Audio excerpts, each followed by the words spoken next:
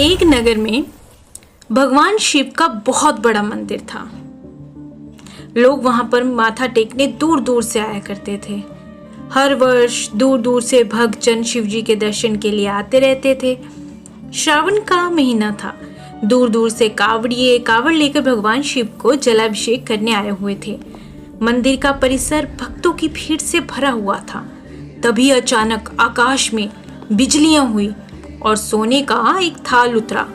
उसी के साथ एक भविष्यवाणी हुई कि जो कोई भगवान शंकर का सच्चा भक्त और प्रेमी होगा उसी को ये थाल मिलेगा। मंदिर के परिसर में उपस्थित सभी लोगों ने ये भविष्यवाणी सुनी। धीरे धीरे सभी इकट्ठे हो गए। जो लोग मंदिर की व्यवस्था देखते थे उन्हें तो पूरा विश्वास था कि ये थाल हमें मिलेगा, इसलिए वो सबसे आगे जाकर खड़े हो गए। सबसे पहले एक पंडित आए और बोले, देखिए, मैं प्रतिदिन महादेव का अभिषेक करता हूँ, तो मैं ही भोलेनाथ का सबसे निकटवर्ती प्रेमी और भक्त हूँ, इसलिए थाल मुझे मिलना चाहिए। इतना कहकर पंडित जी ने थाल उठाया। जैसे ही पंडित जी ने थाल उठाया, थाल पीतल का हो गया। ये देखकर पंडित जी बड़े लज्जित हुए।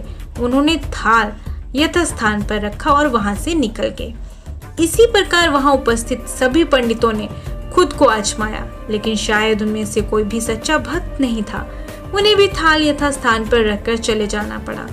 इसके बाद उस नगर के राजा का आगमन हुआ। राजा साहब आगे आए और बोले कि मैंने महादेव के मंदिर में बड़ी भारी दान दक्षिणा दी है, इसलिए ये थाल मुझे मिलना चाहिए। इतना कहकर राजा साहब आगे बढ़े और थाल उठाया।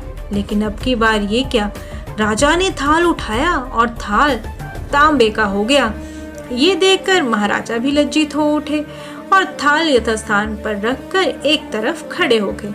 इसके बाद इसी तरह एक से बढ़कर एक दानी महात्मा और भक्त पधारे और थाल उठाया, लेकिन किसी के हाथ में कुछ और किसी के हाथ में कुछ हो गया, लेकिन सोने का नहीं रहा। तब लोगों को पता चला कि हम में से कोई भी महादेव का सच्चा भक्त नहीं है। उसी समय एक किसान का आगमन हुआ। वो बेचारा महीनों बाद आज चातुर्मास के सोमवार के शुभ अवसर पर शिव जी के दर्शन करने आया था। गरीबी और गृहस्थी के बोझ तले दबा दिन रात खेतों में मेहनत मजदूरी करके अपना और अपने परिवार का गुजारा करता था। अभी रास्ते में आ ही रहा था कि कोई भिखारी मिल गया और कुछ खाने को मांगने लगा। इस किसान को दया आ गई। अपने खाने के लिए जो खाना लाया था वो उसने उस भिखारी को दे दिया। थाल के बारे में इसने भी सुना था, लेकिन इसने उस पर कोई ध्यान ही नहीं दिया। सीधा मंदिर में गया और महादेव का पूजन करके बाहर आ गया। परिक्रमा करके जाने को हुआ, तभी पीछे से एक व्यक्ति बोला, भाई तुम भी थाल को उठाकर देख लो, हो सकता है तुम ही सच्चे भक्त हो जिसके लिए ये थाल आया है। किसान को लगा वो व्यक्ति उसका मजाक बना रहा है। किसान ने हंसते हुए कहा कि भाई, मैं तो कभी कोई पूजा पाठ भी नहीं करता, महीनों एक आध बार मंदिर आ पाता हूँ, मैं काहे का सच्चा भक्त। वो अजनबी बोला, भाई हम तो देख चुके हैं, हमारी भक्ति तो 2 कौड़ी की भी नहीं है। अब तुम भी अपना हाथ लगाकर देख लो, सोने का थाल मिले ना मिले किंतु पता चल जाएगा तुम्हारी भक्ति में कितनी सच्चाई है। लोगों के बहुत आग्रह करने पर आखिर उस भोले भाले किसान ने जाकर थाल उठा ही लिया।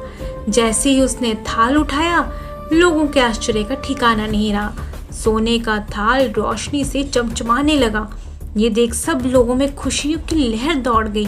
सभी लोग उसके जयकारे लगाने लगे और पूछने लगे कि भाई तुम ही सच्चे भक्त हो, अब हमें भी बता दो कि कैसे भक्ति करते हो जिससे महादेव तुमसे इतने प्रसन्न हुए। तो किसान बोला कि भाई मैं कोई भक्ति नहीं करता, मैं केवल दिन भर खेतों में काम करता हूँ और थोड़ा समय निकालकर जरूरतमंद लोगों की मदद करता हूँ, इसके अलावा मैं कोई विशेष कार्य नहीं करता। लोग पूछने लगे, तुम लोगों की मदद क्यों करते हो? हंसते हुए किसान बोला, सुकून। दूसरों के चेहरे पर मुस्कान देखकर मुझे जो आनंद और खुशी होती है उसे मैं शब्दों में बयान नहीं कर सकता।